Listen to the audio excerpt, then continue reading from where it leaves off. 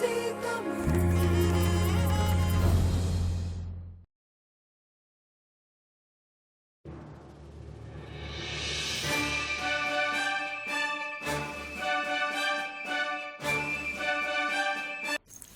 நேர்களே, ஐபிசி தமிழ் தொலைக்காட்சியில் நீங்கள் பார்த்து கொண்டிருப்பது பைபிளும் கிறிஸ்துவம் நிகழ்ச்சி. இன்றைய நிகழ்ச்சியில் வளமை போலவே நான் ரஜினிநாதன் உங்களுடன் இணைந்திருக்கின்றேன். என்னுடன் இந்த நிகழ்ச்சியை சேர்ந்து உங்களுக்காக வழங்குவதற்காக வேத ஆராய்ச்சியாளர் போதகர் MS வசந்தகுமார் இன்றும் கலையத்துக்கு வருகை தந்திருக்கின்றார். பாஸ்டர், இன்றும் நீங்கள் இந்த நிகழ்ச்சியில் இணைந்ததுக்காக மிக்க மிக்க நன்றி. நன்றி. இன்று நாங்கள் உங்களுக்காக நேர்களே ஒரு நல்ல தலைப்பு, என்னுடைய பார்வையில் ஒரு நல்ல தலைப்பை தெரிவு செய்திருக்கோம். எப்போவுமே நல்ல தலைப்பு தான் இருக்கும், ஆனால் இன்று கொஞ்சம் சுவாரஸ்யமான ஒரு தலைப்பு, நிறைய பெற்றோர்கள் பார்க்க வேண்டிய ஒரு தலைப்பு என்று நான் நினைக்கின்றேன். பிள்ளைகளை பற்றின ஒரு தலைப்பை நாங்கள் தெரிவு செய்திருக்கின்றோம். முக்கியமாக வேதாகமத்தில் குழந்தை வளர்ப்பை பற்றி என்ன எழுதியிருக்கிறது, பிள்ளைகளை நாங்கள் எப்படி வளர்க்கணும். இப்போ தமிழர்களாக இருக்கின்ற நாங்கள் எங்களுடைய தாய்நாடுகளை நினைத்து பார்த்தோமே என்றால், பாஸ்டர் கூட அவருடைய சிறு பருவத்தை நினைத்தார்கள் என்றால், அப்போலாம் ரொம்ப வித்தியாசமாக தான் எல்லாமே செய்திருந்தார்கள். ஆனால் இப்பொழுது ரொம்பவே மாற்றம் இருக்கும் நிச்சயமாக. இது செய்யலாம், இது செய்யக்கூடாது என்று இந்த நாடுகளில், அதுவும் முக்கியமாக ஐக்கிய ராஜ்யத்தில் நிறைய கட்டளைகள்லாம் இருக்குது. நிறைய ரூல்ஸ் அண்ட் ரெகுலேஷன்ஸ் எல்லாம் நாங்கள் பின்பற்றியே ஆக வேண்டும் என்ற ஒரு சூழ்நிலைக்கு மத்தியில் கிறிஸ்துவர்கள், கிறிஸ்துவை பின்பற்றுகின்றவர்கள், வேதாகமத்தை வாசிக்கின்றவர்கள், அதை பற்றி அறிய ஆர்வப்படுகின்றவர்கள் இப்பொழுது நாங்கள் பாஸ்டர்கிட்ட கேட்போம் பிள்ளை வளர்ப்பை பற்றி. பாஸ்டர் சொல்லுங்க பாஸ்டர், உங்களுக்கு ஒரு மகன், அதுவும் வளர்ந்த மகன், 18 வயது. இந்த ஊரில் தான் பிறந்தாரா? இந்த நாட்டில் தான் பிறந்தார். ஸோ நீங்கள் இப்போ சொல்ல போகிறது எல்லாம் அனுபவ ரீதியாக கூட நீங்கள் தாண்டி வந்திருக்கிறீங்க, வெறும் வார்த்தைகளாக இருக்காதுன்னு நம்புகிறேன். என்னுடைய பிள்ளையை நான் வளர்த்த காரியம் மாத்திரமல்ல, என்னை பெற்றோர்கள் எப்படி வளர்த்தார்கள் என்பதையும் சிந்தித்து, அதே சமயம் வேதாகமத்தில் இதை குறித்து என்ன சொல்லி இருக்கின்றது என்ற காரியங்களை இன்றைய நாளில் நான் பகிர்ந்து கொள்ள விரும்புகிறேன். சரி, முதலாவது கொஞ்சம் வசனங்களை சொல்லுங்க பாஸ்டர். வேதாகமத்தில் நாங்கள் பார்க்கும் பொழுது குழந்தை வளர்ப்பை பற்றி என்ன சொல்லி இருக்கிறது? வேதாகமத்தில் பிள்ளை வளர்ப்பை குறித்து அதிகமாக சொல்லப்பட்டிருக்கிறது. வேதாகமத்தின் 2 ஏற்பாடுகளிலும் இன்றைக்கு சில கிறிஸ்தவர்கள் மாத்திரமல்ல, கிறிஸ்தவர் அல்லாதவர்கள் கூட வேதத்தினுடைய இந்த போதனைகள் மிகவும் சிறந்தது என்று நினைக்கின்றார்கள். ஆனால் மறுபுறத்தில் ஐக்கிய ராச்சியம் போன்ற நாடுகளில் வாழ்கிறவர்கள் வேதாகமத்தினுடைய இந்த பிள்ளை வளர்ப்பை குறித்த கட்டளைகள் இந்த காலத்திற்கு பொருத்தமற்றது என்று நினைக்கின்றார்கள். அதாவது வேதாகமம் எழுதப்பட்ட காலத்தில் பிள்ளைகளை இந்த விதமாக நாம் வளர்த்திருக்கலாம், ஆனால் இப்பொழுது பிள்ளைகளை இந்த விதமாக வளர்ப்பது சரியான காரியம் அல்ல என்று சொல்கிறவர்களும் இருக்கின்றார்கள். இதனால் வேதாகமத்தில் பிள்ளைகளை குறித்து என்ன சொல்லப்பட்டிருக்கின்றது என்று ஒரு சில வசனங்களை நான் உங்களுக்கு வாசித்து காண்பிக்க விரும்புகிறேன். நீதிமொழிகள் புத்தகத்தில் பழைய ஏற்பாட்டில் 22ஆம் அதிகாரம் 15ஆம் வசனத்தில், பிள்ளையின் நெஞ்சில் மதியினம் ஒட்டி இருக்கும், அதை தண்டனையின் பிரம்பு அவனை விட்டு அகற்றும் என்று சொல்லப்பட்டிருக்கிறது. பார்த்தீர்கள் என்றால் பிள்ளையை அடித்து வளர்க்க வேண்டும், கண்டித்து வளர்க்க வேண்டும். அதற்கு முன்னாடி நீங்க சொன்ன வசனம் பிள்ளையின் நெஞ்சில் மதியினம் ஒட்டி இருக்கும், மதியினம் ஒட்டி இருக்கும், அதை தண்டனையின் பிரம்பு அகற்றும். அப்படி என்றால் அப்படியாகவே தான் குழந்தை பிறக்கின்றது. இப்போ பிள்ளைகள் பெற்றோரினுடைய சுபாவத்தை பெற்றுக்கொள்கின்றார்கள். இப்போ நாம் வேதத்தில் பார்க்கும்போது சரீர பிரகாரமான தோற்றத்தை மாத்திரமல்ல பெற்றோரிடமிருந்து பிள்ளைகள் பெறுவது, சுபாவங்களையும் அதாவது குணாதிசயங்களையும் கூட பிள்ளைகள் பெற்றோரிடமிருந்து பெற்றுக்கொள்கின்றார்கள். இது நம் அனைவருடைய வாழ்க்கையிலும் அனுபவ ரீதியாக கண்ட ஒரு உண்மையாக இருக்கிறது. வேதாகமம் மனிதன் பாவியாக இருக்கிறதன் நிமித்தமாக பிறக்கின்ற பிள்ளைகளும் பிறக்கும் போதே பாவியாக பிறக்கின்றார்கள் என்று சொல்கிறது. எனவே அந்த பாவம் செய்கிற தன்மைகள், பிழையான காரியங்கள், இவற்றை தான் அந்த மதியீனம் என்கின்ற அந்த காரியம் அங்கு சொல்கிறது. அதே சமயம் இது நீதிமொழிகள் புத்தகத்தில் இருக்கின்றதன் நிமித்தமாக ஞானத்திற்கு எதிரான ஒரு தன்மை, அதாவது பிள்ளைகள் ஞானமுள்ளவர்களாக வளர வேண்டும். கர்த்தருக்கு பயப்படுதல் ஞானத்தின் ஆரம்பம் என்று நீதிமொழிகளில் நாம் வாசிக்கின்றோம்.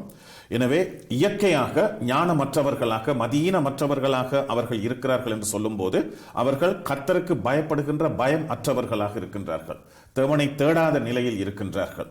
எனவே அந்த நிலையிலிருந்து அவர்களை விடுவித்து தேவனை தேடுகின்ற ஒரு நிலைக்கு அவர்களை கொண்டு வருவதற்காக அவர்களை கண்டித்து வளர்க்க வேண்டும் என்று வேதம் சொல்கிறது. பாருங்கள், இன்னும் ஒரு வசனம் 13ஆம் அதிகாரம் நீதிமொழிகள் 24ஆம் வசனத்தில், பிறம்பை கையாடாதவன் தன் மகனை பகைக்கிறான், அவன் மேல் அன்பாய் இருக்கிறவனோ அவனை ஏற்கனவே தண்டிக்கின்றான். சரி, இப்போ இந்த 2 வசனத்திலையும் நீங்க இந்த பிரம்பு என்ற வார்த்தையை பாவித்திருக்கிறீங்க. இந்த நாட்டுல எல்லாம் அதுக்கெல்லாம் இந்த நாட்டில் மாத்திரமல்ல, நான் படிக்கின்ற நாட்களில் இலங்கையில் பள்ளிக்கூடங்களில் அந்த பிரம்பினால் தண்டனை கொடுப்பது, அடிப்பது சாதாரணமான ஒரு காரியமாக இருந்தது. அந்த காலத்திலேயே இந்த விதமாக பிள்ளைகளை அடிக்கலாமா அடிக்க கூடாதா என்ற சர்ச்சைகள் உருவானது. எனக்கு ஞாபகம் இருக்கிறது, நான் கூட ஒரு பட்டிமன்றத்தில் இதை குறித்து நான் விவாதித்திருக்கிறேன். சிறு பிள்ளையா இருக்கும்போது, சிறு பிள்ளைகளை நான் ஒரு 9ஆம் 10ஆம் வகுப்பு படிக்கின்ற அந்த காலகட்டத்தில் பிள்ளைகளை இந்த விதமாக கண்டித்து வளர்க்கலாமா என்று.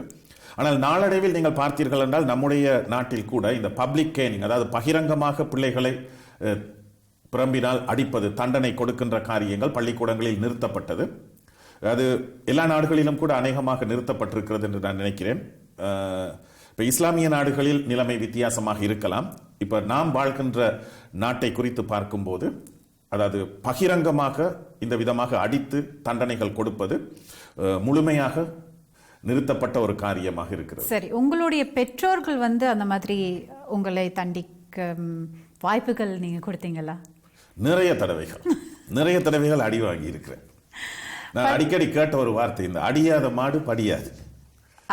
அப்படி சொல்லி அடிப்பாங்க, சொல்லி அடி வாங்கி இருக்கிறேன். இன்னும் பல்வேறு விதமான காரியங்கள் இப்ப அதெல்லாம் ஞாபகத்தில் அதிகமாக இல்லை, ஆனால் அடி வாங்கிய ஞாபகங்கள் இருக்கிறது. இன்றைக்கு நான் யோசிக்கும் போது என்னுடைய தாயார் அந்த விதமாக கண்டித்து அடித்து என்னை திருத்தியதன் நிமித்தமாக சில காரியங்களில் நான் திருந்தி ஒழுக்கமுள்ளவனாக நல்லவனாக மாறி இருக்கிறேன். எனவே என்னுடைய வாழ்க்கையை பொறுத்த வரைக்கும் அடி உதவி இருக்கிறது. ஏதாவது ஒன்று, அதாவது பப்ளிக்கா சொல்லக்கூடிய ஏதாவது ஒரு விஷயம் இருக்கிறதா? அதாவது அம்மா என்னை அடிச்சு நான் இதுல திருந்தி வந்திருக்கிறேன்னு சொல்ற மாதிரி ஒரு விஷயம்? நிறைய காரியங்கள், அதாவது படிக்காததற்கு அடித்திருக்கிறார்கள், பள்ளிக்கூடத்திற்கு போகாமல் படம் பார்க்க போனதற்கு அடித்திருக்கிறார்கள், இப்படி நிறைய காரியங்கள். அப்ப படிக்கிறதெல்லாம் நிச்சயமாக நீங்கள் படித்தனாலதான் இன்று எவ்வளவோ உங்களுக்கு நன்மை பெற்றிருப்பீங்க. பள்ளிக்கூடத்திலையும் இந்த மாதிரி அடி வாங்கியிருக்கீங்க? பள்ளிக்கூடத்தில் வீட்டை விட அதிகமாக அடி வாங்கியிருக்கு. அதிகமாக? அதுக்கு காரணம் என்னவென்று சொன்னால், பள்ளிக்கூடங்களில் ஏதாவது ஒரு சின்ன பிரச்சனை வந்தாலும் பெரிய புரட்சி போராட்டம் என்று முதலாவதாக முன்னிற்பவன் நான் தான். எனக்கு ஒரு சம்பவம் ஞாபகம் வருகிறது. அதாவது பள்ளிக்கூடத்தில் ஒரு தடவை சரஸ்வதி பூஜை நடந்தது. அந்த சரஸ்வதி பூஜை நடந்த போது, இப்ப நான் ஒரு கிறிஸ்தவனாக இருந்தேன், அதனால் என்னை ஒதுக்கி வைத்து விட்டார்கள். அது வேறு விஷயம். அங்கு என்ன செய்தார்கள் என்றால், இப்ப நான் வாழ்ந்த பிரதேசத்தில் நகரத்திலிருந்து வருகின்ற பிள்ளைகளும் பள்ளிக்கூடத்தில் படித்தார்கள், மலையகத்தில் தோட்ட பகுதிகளில் இருந்து வந்த பிள்ளைகளும் படித்தார்கள். எனவே அந்த சரஸ்வதி பூஜை நடந்த போது முக்கியமான காரியங்களை செய்வதற்கு நகரத்தில் உள்ள பிள்ளைகளை உபயோகித்தார்கள். பாத்திரம் கழுவுவது, டாய்லெட் கழுவுவது, இந்த விதமான காரியங்களுக்கு தோட்டப்புறங்களில் இருந்து வந்த பிள்ளைகளை உபயோகித்தார்கள். அப்ப என்னுடைய பார்வையில், நான் ஒரு கிறிஸ்தவனாக இல்லாவிட்டாலும் இது ஒரு சமுதாயத்திற்கு செய்யப்படுகின்ற ஒரு அநீதி. எல்லாரையும் சமமாக பார்க்க வேண்டும்.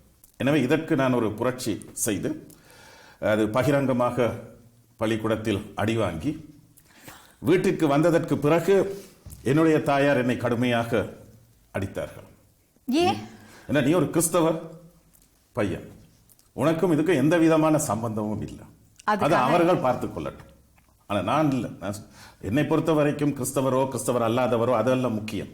நாங்கள் எல்லாரும் மனிதர்கள், எல்லாரும் மாணவர்கள், படிக்கின்றவர்கள், சமமாக நடத்தப்பட வேண்டும். அன்றைக்கும் பயங்கரமான அடி, இப்படி பல காரியங்கள். சரி, என்னுடைய அடுத்த கேள்வி உங்களுடைய மகனை நீங்கள் எப்பயாவது அந்த மாதிரி அடிச்சிருக்கீங்களா? நீங்களோ இல்ல உங்க மனைவியோ? அந்த விதமாக அடித்தோம் என்று சொல்ல முடியாது. அடிச்சிருக்கீங்க. இப்போ ஒரு சில மிகவும் சிறியவனாக இருந்த போது மிகவும் கடுமையாக அல்ல, ஆனால் அடித்தாலும் அதற்கு பிறகு அடுத்த நிமிஷமே அது ஏன் அடித்தோம் என்று ஒரு வேதனை. அதுக்கு ஏதாவது விளக்கம் கொடுப்பீங்களா, இல்ல அடிச்சிட்டு வேதனை தான் படுவீங்க? இல்ல, வேதனைப்பட்டு அதற்கு பிறகு கட்டி அரவணைத்து அது அதோட எல்லாம் மறந்து போயிடும். அது அடி மாதிரியே இருக்காது. இப்ப என்னுடைய தாயார் அந்த விதமாக அல்ல. சரி, உங்களுக்கு இப்ப என்னென்றால் என்னுடைய மகன் நாங்கள் திருமணம் முடித்து 8 வருஷத்திற்கு பிறகு பிறந்ததன் நிமித்தமாக அந்த பாசம் அதிகம். அதனால் கடுமையாக சில நேரங்களில் சில காரியங்களை சொன்னாலும் கூட அந்த அளவுக்கு அடித்தோம் என்று சொல்ல முடியாது. ஆனால் பைபிளின் படி பிரம்பால் அடித்தால்தான் நல்ல ஒரு பிள்ளையாக வருவார் அப்படி என்று போட்டிருக்கிற மாதிரி நீங்க வசனங்களை சொல்லியிருக்கீங்க. அதே சமயம் நாம் என்னத்தை புரிந்து கொள்ள வேண்டும் என்றால், இப்ப வேதாகமம் எழுதப்பட்ட காலத்தில் பிள்ளைகளை கண்டித்து வளர்ப்பதற்கு, இதுல அடிப்பது என்பது ஒரு விஷயம், கண்டித்து வளர்ப்பது, அந்த காலத்தில் கண்டித்து வளர்ப்பதற்கு இருந்த சிறப்பான ஒரு வழிமுறை பிள்ளைகளை அடிப்பது. அந்த விதமாகத்தான் அந்த கால சமுதாயம் இருந்தது. ஆனால் புதிய ஏற்பாட்டிற்கு நாம் வரும்போது வேதத்தில் இன்னொரு காரியத்தையும் சொல்லப்பட்டிருக்கிறது. எபேசியர் 6ஆம் அதிகாரம் 4ஆம் வசனத்தில், பிதாக்களே நீங்களும் உங்கள் பிள்ளைகளை கோபப்படுத்தாமல் கர்த்தருக்கேற்ற சிற்சையிலும் போதனையிலும் அவர்களை வளர்ப்பீர்களாக. உங்க பிள்ளைங்களை கோபப்படுத்தாமல், இதுதான் இங்க முக்கியமான காரியம். இப்ப பிள்ளைகளை கண்டித்து திருத்துவது, அடிப்பது வேதம் நமக்கு அனுமதி கொடுத்தாலும், வளமையாக பெற்றோர்கள் பிள்ளைகளை கண்டிக்கும் போது என்ன செய்கிறார்கள் என்றால் தங்களுடைய கோபத்தை பிள்ளைகளின் மீது காண்பிக்கின்றார்கள். அந்த விதமாக காண்பிக்கும் போதுதான் கொடுக்கப்படுகின்ற இந்த அடி போன்ற தண்டனைகள் கூட பாரதூரமான விளைவுகளை ஏற்படுத்தி விடுகிறது. ஆனால் இந்த வசனத்தின்படி பிள்ளைகளை கோபப்படுத்த வேணான்னு தான் நீங்க சொல்லியிருக்கீங்க. அப்போ பெற்றோர்களுடைய கோவத்தை அவர்கள் மேல் காட்டுவது ஒரு புறம் இருக்க, பிள்ளைகளை கோவப்படுத்த வேண்டாம்னு சொல்றது என்ன? இது கேட்கும்போது இது ரொம்ப ஒரு நவீனமான ஒரு சிந்தனையாகத்தான் தோன்றுகிறது. ஏன்னால் பிள்ளைகளுடைய பார்வையிலிருந்து எதையும் பார்ப்பது இன்று மிகவும் குறைவாகத்தான் இருக்கிறது. இது நாள் வரைக்கும் மிகவும் குறைவாக இருந்து இப்பொழுதுதான் கொஞ்சம் கொஞ்சமா அவர்களுடைய பார்வையில் இந்த அடி உத வாங்குறதெல்லாம் எப்படியாக இருக்கிறது, பிரம்பால் அடிக்கிறதெல்லாம் குழந்தைங்களுக்கு எப்படியாக இருக்கிறது என்று எல்லாம் நாங்கள் சிந்திக்க இப்பொழுதுதான் ஆரம்பித்திருக்கின்றோம். தொடர்ந்து நாங்கள் பாஸ்டரோட பேசுவோம். ஒரு சிறிய விளம்பர இடைவெளிக்கு பிறகு மீண்டும் சந்திப்போம்.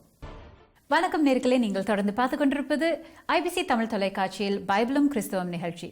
இன்று பைபிளும் கிறிஸ்தவம் நிகழ்ச்சியில் வேத ஆராய்ச்சியாளர் MS வசந்தகுமாரோடு இணைந்து நாங்கள் பிள்ளை வளர்ப்பை பற்றி பேசிக்கொண்டே இருக்கின்றோம். அதாவது வேதாகமத்தில் பிள்ளைகளை வளர்ப்பது பற்றி என்ன அறிவுரைகள் இருக்கின்றன, அந்த காலத்துல இருந்து இந்த காலத்து வரைக்கும் நிறைய மாற்றங்கள், நிறைய சட்ட விஷயம் எல்லாம் இப்போ இப்படியெல்லாம் பண்ணக்கூடாதுன்றெல்லாம் நிறைய கோட்பாடுகள் எல்லாம் இருக்க, வேதாகமத்திலிருந்து நாங்கள் என்ன நல்ல விஷயங்களை கற்றுக்கொள்ளலாம் என்பதை நாங்கள் இப்பொழுது பார்த்து கொண்டிருக்கின்றோம்.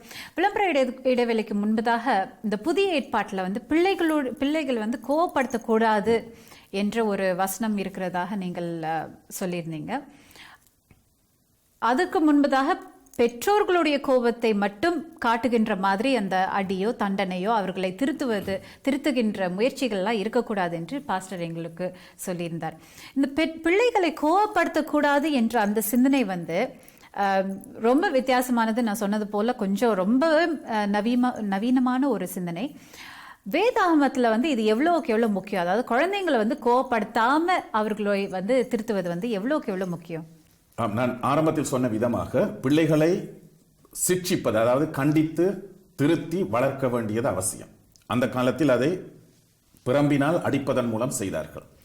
இப்ப பிரம்பினால் அடிக்கும் போது கூட அதற்கு சில வழிமுறைகள் இல்லைனால் வரையறைகள் இருந்தது. இப்ப பிரம்பு எடுத்து விளாசு என்று எல்லா இடத்துலையும் அடிக்க இயலாது.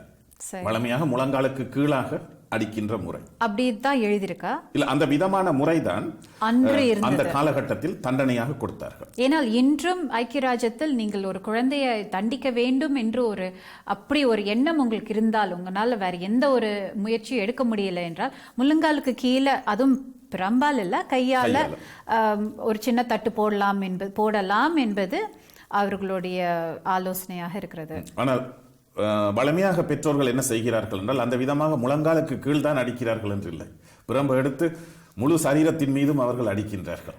உங்களுடைய காலத்தில் நீங்க அந்த விதமாக. ஆனால் இங்கிலாந்துக்கு நான் வந்ததற்கு பிறகு கூட சில பிள்ளைகள் என்னோடு தங்களுடைய பெற்றோரை குறித்து பேசும்போது தங்களுடைய பெற்றோர் பெல்ட்டை கலட்டி அடிப்பதாக, உதைப்பதாக, பூட்ஸ் காலால் இந்த விதமாக எல்லாம் சொல்லியிருக்கிறார்கள். எனவே அந்த விதமான காரியங்களை வேதம் கூட அனுமதிக்கவில்லை. எனவே அந்த விதமாக நீங்கள் பிள்ளைகளை தண்டித்தீர்கள் என்று சொன்னால், உதைத்தீர்கள் என்றால் உண்மையாக நாங்கள் பிள்ளைகளை கோபப்படுத்துகிறோம். ஆனால் நீங்கள் ஒரு பிள்ளையை முழங்காலுக்கு கீழாக நம்முடைய கோபத்தையும் வெளிக்காட்டாமல், இது அவன் செய்த பிழையான காரியத்திற்கான தண்டனை என்று சொல்லி நாங்கள் அடிக்கும் போது அந்த பிள்ளையும் கூட உணர்ந்து கொள்ளும். இப்போ நீங்க சொன்ன மாதிரி அந்த பிள்ளைகள் எல்லாம் வந்து உங்களிடம் முறையிடும் பொழுது இந்த மாதிரி பெற்றோர்கள் இப்படி எல்லாம் அடிக்கிறாங்க அப்படின்னு சொல்லும் போது அவங்களுடைய மன நிலை எப்படியாக இருந்தது? அதற்கு பிறகு அந்த மாதிரி அடி வாங்கின குழந்தைங்களுடைய பின் விளைவுகள் எல்லாம் என்ன மாதிரி இருந்ததுன்னு சொல்ல முடியுமா பாஸ்டர்? இப்ப இவர்கள் இந்த குழந்தை நிலையில் இல்லை என்றால் வாலிப வயதில் இதை சொன்னார்கள் என்றல்ல, அதற்கு பிற்பட்ட காலத்தில் தங்களுக்கு ஏற்பட்ட அனுபவங்களை குறித்து சொல்லும் போது அது பெற்றோரின் மீது ஒரு வெறுப்பையும் கசப்பையும் அவர்களுக்கு ஏற்படுத்தி இருக்கிறது. இப்ப இதெல்லாம் 18 வயதை தாண்டிய பிள்ளைகள் தான் எனக்கு இதை சொன்னார்கள். சொல்லிய போது அவர்கள் பெற்றோரினுடைய கட்டுப்பாட்டின் கீழ் கூட இல்லை. சரி. அப்ப அவர்கள் பெற்றோரை விட்டுவிட்டு தனியாக போனதற்கு முக்கியமான காரணம், சிறு வயதில் பெற்றோர் இந்த விதமாக கடுமையாக தண்டித்து அடித்து உதைத்ததுதான் காரணமாக இருந்திருக்கிறது. எனவே இங்கு வேதம் ஒரு பக்கத்தில் பிள்ளைகளை நாங்கள் கண்டிக்க வேண்டும், சிக்ஷிக்க வேண்டும் என்று சொல்லும் போது பிள்ளைகளுக்கு நம்முடைய அன்பும் முழுமையாக வெளிப்பட வேண்டும் என்பதையும் அங்கு காண்பிக்கின்றது. அது என்னென்ன மாதிரி விஷயங்கள்ல செய்யலாம், அப்படி ஏதாவது போட்டிருக்கிறதா? இப்ப பிள்ளைகளை நாங்கள் வளர்க்கும் போது நம்முடைய அன்பு அவர்களுக்கு முழுமையாக கிடைக்கின்ற விதத்தில் நாம் அவரை பாசத்தோடு நாம் வளர்க்க வேண்டும். இப்ப நாங்கள் அவர்களோடு பேசுகின்ற விதம், இப்ப நாமளும் கோபத்துல கத்துனா பிள்ளைகளும் கோபத்துல தான் நம்மை பார்த்து அவர்கள் கத்துவார்கள். நாங்கள் அன்பாக அவர்களோடு பேசும்போதுதான், அன்பாக நாங்கள் அவர்களோடு நடந்து கொள்ளும் போதுதான் அவர்களும் நம்மை நேசிக்கிறவர்களாக இருப்பார்கள். இது நிறைய பெற்றோர்கள் இந்த காலம் கடந்ததற்கு பிறகுதான் யோசிப்பார்கள், பிள்ளைகள் தங்களை விட்டு. நீங்க சொல்வது வந்து கேட்கறதுக்கு எவ்வளவு இனிமையா இருந்தாலும் சரி, ஒரு பெற்றோர் வந்து தன்னுடைய குழந்தையை காலையில ஸ்கூலுக்கு போறதுக்காக எழுப்புகிறார். அந்த குழந்தை வந்து எழும்பவே மாட்டேங்குது, இது நாளடைவில் அப்படியே போய்கொண்டே இருக்கு. அந்த நேரத்திலயும் நிதானமா சொல்லணும்னு நீங்க நினைப்பீங்களா, இல்ல எப்படி அந்த அந்த சூழ்நிலையை வந்து எப்படி கையாளுவது? இல்ல, அந்த விதமான நேரங்களில் கொஞ்சம் கடுமையாகத்தான் சொல்ல வேண்டும். ஆனால் அதற்கு முன்பு இன்னொரு காரியத்தை நான் சொல்ல விரும்புகிறேன். பிள்ளைகளை நேரத்திற்கு அதற்கு முந்தின நாள் படுக்கைக்கு அனுப்பணும். நிறைய பெற்றோர்கள் அதை செய்வதில்லை. இரவு அதிக நேரம் விழித்திருந்து தொலைக்காட்சி பார்ப்பது, இல்லை என்றால் வேறு பாட்டிகள், அந்த விதமான காரியங்கள். அப்ப எனவே பிள்ளைகளுக்கு இயற்கையாகவே அதாவது காலையில் எழும்புவது மிக மிக கஷ்டமாக இருக்கும். அதனால அது நிச்சயமாக ஒரு ஒரு பெற்றோர் செய்ய வேண்டிய ஒரு காரியம், நிவர்த்தி செய்வதற்காக. வேற அவர்கள் இப்போ ஒரு குழந்தை, உதாரணத்துக்கு ரொம்ப ரொம்ப சிறு குழந்தைகள் தன்னுடைய விளையாட்டு சாமானை வந்து ஷேர் பண்ண மாட்டேன், யாருக்கும் பகிர்ந்து கொடுக்க மாட்டேன், யாரும் என்னுடைய விளையாட்டு சாமான்களை எல்லாம் எடுக்கக்கூடாது, அந்த மாதிரி எல்லாம் செய்யும்போது நல்ல புத்தியே அந்த குழந்தைக்கு வேதாமத்தின்படி அடிக்கவும் கூடாது, அடிக்கலான்னு போட்டிருந்தாலும் இப்போ நீங்கள் சொன்ன மாதிரி விளாசவும் கூடாது, அதே சமயத்தில் அந்த குழந்தைக்கு வந்து சொல்லி கொடுக்கணும்னா அது எப்படி சொல்லுவாங்க? இப்போ அடி வந்து என்னை பொறுத்த வரைக்கும் நாங்கள் கடைசியாக கையாள வேண்டிய ஒரு காரியம் என்றால், முதலாவதாக நாங்கள் அன்பாக நாங்கள் சொல்ல வேண்டும்.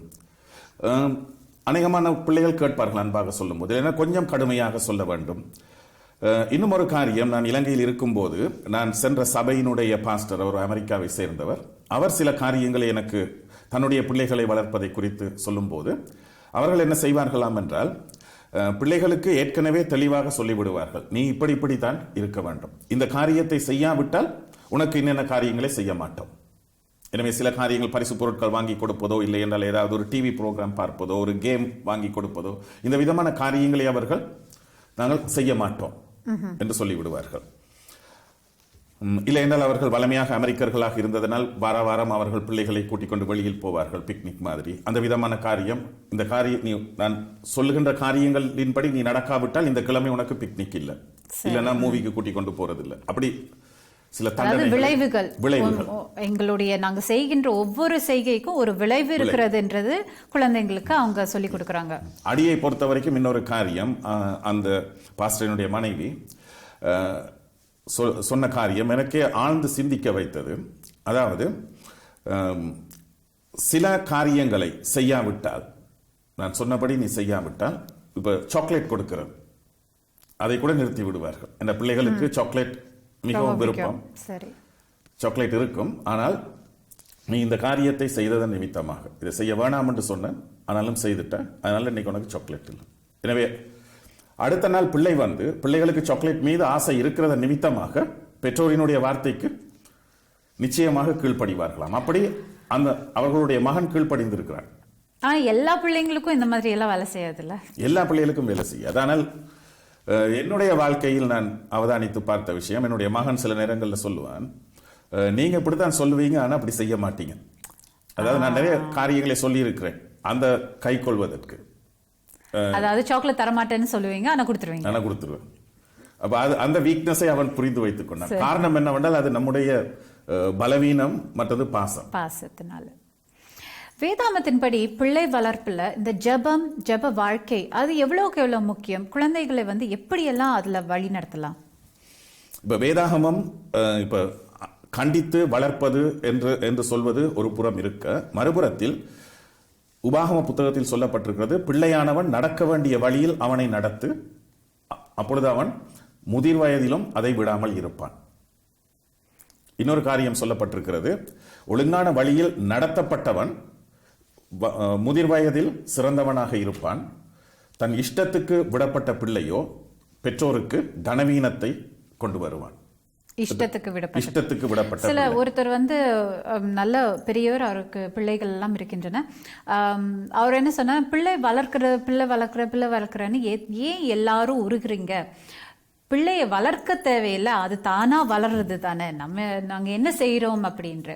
ஆனால் பிற்காலத்தில் அதை பற்றி சிந்தித்து பார்க்கும் பொழுது அது தவறான ஒரு எண்ணம் என்று தோன்றுகிறது. பிள்ளை ஆமா, நாங்க ஏதோ ஒரு செடிக்கு தண்ணியும் வெயிலும் கொடுக்குற மாதிரி பிள்ளைக்கு சாப்பாடும் பாலும் கொடுத்தா அது வளர்ந்து வந்துடும். ஆனால் என்ன விதத்தில் வளர்ந்து வரும் என்பதில் நிறைய வித்தியாசங்கள் இருக்கும்னு நினைக்கிறேன். நம்முடைய பிள்ளைகள் எதிர்காலத்தில் எப்படிப்பட்டவர்களாக இருக்க வேண்டும் என்பதற்காக பிள்ளைகளை நாம் வளர்க்கிறோம். இப்ப உதாரணத்துக்கு நம்முடைய பிள்ளை டாக்டராக வர வேண்டும் என்று விரும்புகிற வருகின்ற பெற்றோர்கள் என்ன செய்கிறார்கள்? அந்த காரியத்தை பலவந்தமாக பிள்ளையின் மீது திணித்து எப்படியோ டாக்டர் ஆக்கி விடுகிறார்கள். சரி, இது சரியா? இது சரி என்று நான் சொல்ல வரவில்லை. நான் என்னத்தை சொல்ல வருகிறேன் என்றால், நாம் எப்படி பிள்ளையை வளர்க்கின்றோமோ, என்ன விதமாக வர வேண்டும் என்று ஒரு நோக்கத்தை வைத்து வளர்க்கின்றோமோ, அந்த விதமாக அந்த பிள்ளை வளர்ந்து வருவதற்கு நாங்கள் எல்லா காரியங்களையும் செய்கிறோம். அதாவது டாக்டராக வர வேண்டும் என்ற விருப்பத்தில் அந்த பிள்ளை டாக்டராக வருவதற்கு எல்லா காரியத்தையும் செய்கிறோம். மறுபுறத்தில் வேதாகமத்தில் நம்முடைய பிள்ளைகள் எதிர்காலத்தில் எப்படிப்பட்டவர்களாக, தேவ பக்தியுள்ளவர்களாக, பெற்றோரை கனப்படுத்துகிறவர்களாக, தெய்வ பயம் உள்ளவர்களாக இருக்க வேண்டும் என்ற இறுதி இலக்கை மையமாக வைத்து நாம் சிறு வயதிலேயே பிள்ளைகளை அந்த நோக்கத்தை அவர்கள் அடைகின்ற விதத்தில் வளர்க்க வேண்டும். இதற்கு தான் ஜெபம், வேத வாசிப்பு, ஓய்வு நாட் பாடசாலைகளுக்கு அவர்களை அழைத்துக் கொண்டு போகிறது, ஆலயத்திற்கு கூட்டிக் கொண்டு போகிறது. இந்த விதமான காரியங்கள் சிறு வயதிலிருந்தே செய்யப்பட வேண்டியதாக இருக்கின்றது. இப்போ எல்லாருக்கும் நான் நினைக்கிற ஆசையா இருக்கும், இது என்னுடைய நிறைவான கேள்வி. நிச்சயமாக அவர்களுடைய குழந்தைகள் அவர்களை வயதான நேரத்தில் முதிய வயது அடைந்ததற்கு பிறகு கனம் பண்ண வேண்டும் என்ற ஒரு ஆசை எல்லாருக்கும் இருக்கும், எல்லா பெற்றோர்களுக்கும் இருக்கும். அடையிறதுக்கு வேதாமத்தின்படி இல்லை, நீங்க ஒரு பாஸ்டராக இருக்கும் உங்களுடைய ஆலோசனையின்படி சிறந்த முறை என்னது? சிறந்த முறை நாங்கள் வேதாகம சத்தியங்களை போதிக்கின்றோம். சிறு வயதிலேயே சிறு பிள்ளைகளுக்கு பெற்றோரை கனப்படுத்த வேண்டும் என்று வேதத்தில் சொல்லப்பட்டிருக்கிறது. 10 கற்பனைகளில் ஒரு கற்பனை, முக்கியமான கற்பனை. புதிய ஏற்பாட்டில் அதை குறித்து சொல்லும் போது வாக்குத்தத்தமுள்ள ஒரே ஒரு கற்பனை அங்கு சொல்லப்பட்டிருக்கிறது, இந்த பூலோகத்தில் நீ நன்றாக இருப்பதற்கும் உன் ஆயுட்காலம் நீடித்திருப்பதற்கும் உன் தகப்பனையும் தாயையும் கனம் பண்ணுவாயாக. இந்த காரியங்களை நாங்கள் போதிக்கின்றோம். போதிப்பது மாத்திரம் போதாது என்னை பொறுத்த வரைக்கும். என்றால் பிள்ளைகள் நாங்கள் என்ன சொல்கிறோம் என்பதை மாத்திரமல்ல, நாங்கள் எப்படி நடந்து கொள்கிறோம் என்பதையும் பார்க்கிறார்கள். இப்ப நாம நம்முடைய பெற்றோரை கொண்டு போய்விட்டு கியாகோம்ல விட்டுட்டு நம்முடைய பிள்ளை எதிர்காலத்தில் நம்மை பார்க்கும் என்று எதிர்பார்த்தா அது கடைசி வரைக்கும் நடக்காது. நாம் நம்முடைய பெற்றோரை கடைசி வரைக்கும் நாம் பராமரிப்பதை நம்முடைய பிள்ளைகள் தங்களுடைய கண்களினால் கண்டால் அவர்களும் வளர்ந்து வரும்போது அவர்களுக்கும் ஒரு உணர்வு வரும், என்னுடைய பெற்றோர் தங்களுடைய பெற்றோரை என்ன விதமாக பார்த்தார்கள், எனவே நானும் என்னுடைய பெற்றோரை பார்க்க வேண்டும் என்கின்ற ஒரு உணர்வு வரும். எனவே நாம் எப்படி நடந்து கொள்கிறோம் என்றது முக்கியம். நான் அடிக்கடி ஆலயத்தில் சொல்கிற ஒரு காரியம், பிள்ளைகளுக்கு பொய் சொல்றதுக்கும் களவெடுக்கிறதுக்கும் நிறைய தில்லுமுள்ளுகள் செய்யறதுக்கும் பெற்றோர்கள் தான் கற்றுக் கொடுக்கிறார்கள். பெற்றோர்கள் நடந்து கொள்கிற விதத்தை பார்க்கிறார்கள். இப்ப பாருங்க, சில நேரங்களில் போன் வரும், வீட்டில் போன் வரும்போது அந்த போனை ஆன்சர் பண்றதுக்கு விருப்பம் இல்லாட்டா அம்மா வீட்டில் இல்லை, அம்மா வீட்டில் இல்லை, அப்பா வீட்டில் இல்லைன்னு சொல்லுங்க. பிள்ளை அங்கிருந்து அதை கவனித்து பார்க்கும். வீட்டில் தான் உட்கார்ந்து இருக்கிறார், வீட்டில் இல்லைன்னு சொல்றார். அவரை பொய்யை சொல்வதற்கு நம்மையும் அறியாமலே நாம் கற்றுக் கொடுக்கிறோம். அப்ப அதனால தான் நாம் பிள்ளைகளுக்கு முன்பாக எப்படி நடந்து கொள்கிறோம் என்பது முக்கியம். ஏன்னா நம்முடைய நடத்தையை பார்த்து தான், நாம் போதிக்கின்றவர்களை விட நம்முடைய நடத்தையை பார்த்து தான் அவர்கள் அநேக காரியங்களை கற்றுக்கொள்வார்கள். அருமையாக சொன்னீங்க பாஸ்டர். வீட்டில் இருக்கிற அம்மம்மா அப்பப்பா எல்லாம் எப்படி இருக்கிறார்கள், அவர்களை நாங்கள், அதாவது பெற்றோர்கள் எப்படி பார்த்துக்கிறார்கள் என்பது நிச்சயமாக பெற்றோர்களை கனப்படுத்துவதற்கு அதாவது பெற்றோர்கள் வயது அடைந்ததுக்கு பிறகு, முதிர் வயது அடைந்ததற்கு பிறகு பிள்ளைகள் எங்களை பார்க்க வேண்டும் என்றால் அதற்கு முதலாம் நம்பர் உதாரணமாக எங்களுடைய நடத்தி தான் இருக்கும் என்பது அருமையாக சொன்னீங்க பாஸ்டர். வேதாகமத்திலிருந்து நாங்கள் நிறைய விஷயங்களை இந்த வாரமும் கற்றிருக்கின்றோம். பிரம்படி பற்றி கொஞ்ச நேரம் பேசினாலும் இந்த ஊரில் சட்டங்கள் எல்லாம் நிறைய இருக்கின்றது. அந்த சட்டங்களை எல்லாம் நாங்கள் நிச்சயமாக பின்பற்ற வேண்டும். வேதாகமம் பழைய ஏற்பாடு எழுதின காலம் வேறு ஒரு காலம். இப்பொழுது புதிய ஏற்பாடு நாங்கள் எடுத்து பார்த்தோமே என்றால் பிள்ளைங்களை கோவப்படுத்த வேண்டாம் என்று ஒரு அருமையான வசனம் இருக்கிறது. எவ்வளவு ஒரு மாடர்ன், இவ்வளவு ஒரு நவீனமான ஒரு புத்தகமாக இருக்கிறது என்று இன்று இந்த நிகழ்ச்சி மூலமாக நீங்கள் அறிந்திருப்பீங்கள். இன்னும் ஒரு பைபிளும் கிறிஸ்துவம் நிகழ்ச்சியில் உங்களை சந்திக்கும் வரை உங்களிடமிருந்து விடை பெறுகின்றேன். நன்றி, வணக்கம்.